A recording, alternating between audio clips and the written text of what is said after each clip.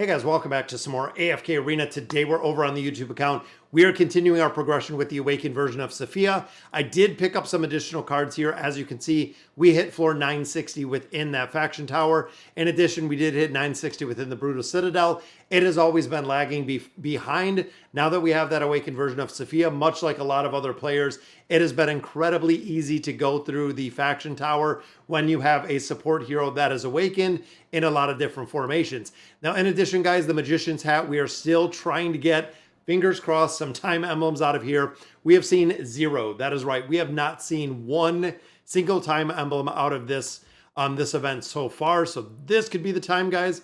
And it is not again. We got 10 red chests out of there, which is pretty good. We got some Poe coins, which I definitely like. And then, of course, we have been redeeming all of these in the exchange for our elemental cores. So I've actually been going through here and we've been building out and actually stockpiling these elemental cores in hopes to get Safiya built up a little bit further. That way we can do the engraving on her, and we do have the red chest to continue building her out. We already have her at the plus 30 signature item, which is ideally where we want to get her. So looking here, guys, that does give us, boom, 7 cards. We got the 2 that we do every single day, 1 out of the shop, 1 out of the deluxe monthly card, and then we did get the 5 for our progression in there, which of course gives us 7 chances to pull the hero, guys.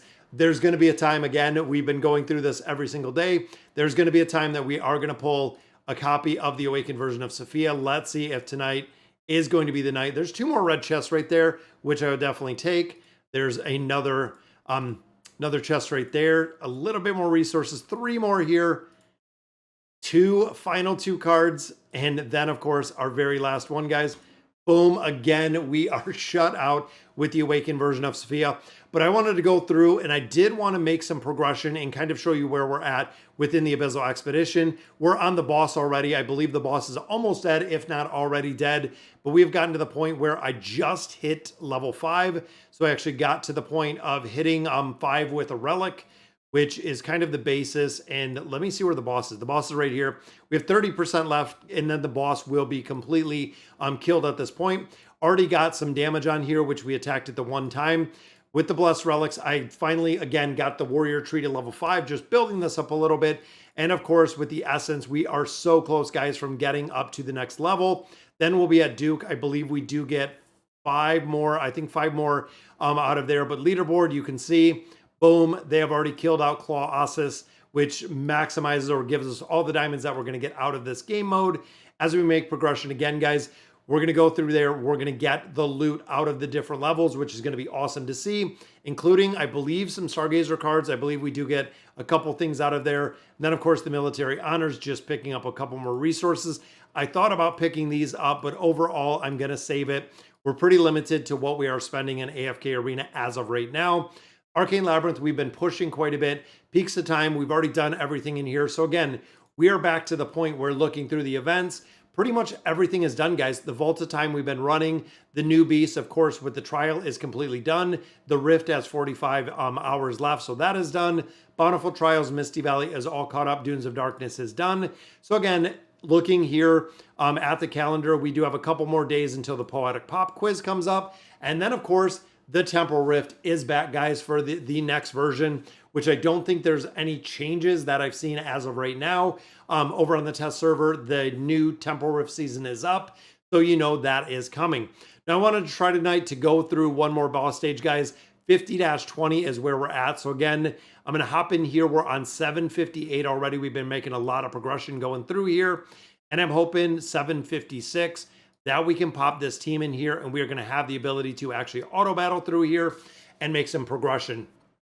Now, some of these teams are really the primary teams that we see in AFK Arena, guys. A lot of players were asking who we're running Rem with. Rem and Amelia go together incredibly well. You throw in Merlin in there, you throw in Albedo in there, very strong. Even looking at that dynamic, we did have Mulan, even a couple other variations you can do without having Mulan, which still work incredibly well. Now, interesting enough with this one, it is still running Rain. We know a lot of players have replaced Rain with that Awakened version of Safiya, but the Awakened version of Belinda still just crushes, absolutely crushes formations in here, guys. Then, of course, this one runs the Awakened version of Thane. I love Thane in a lot of different game modes. I feel like he has a higher RNG factor than we have with some of the other Awakened heroes, which you kind of see here, the little bit, again, of that RNG factor. If I can get the crowd control up before Thane dies, we can make a lot of progression in here.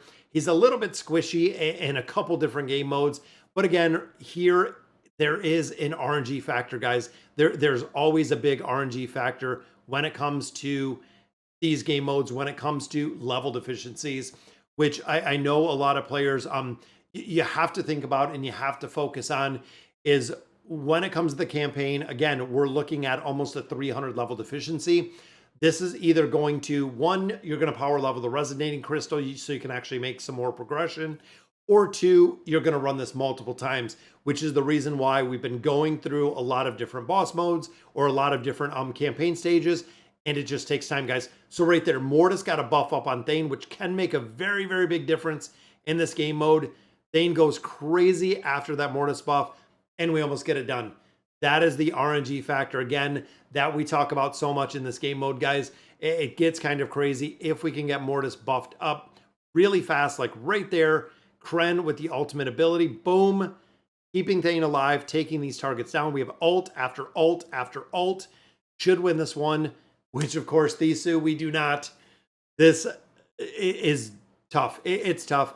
When you fight heroes, and again, level deficiency wise, when you fight some heroes, it is incredibly, incredibly difficult to kill some of the heroes.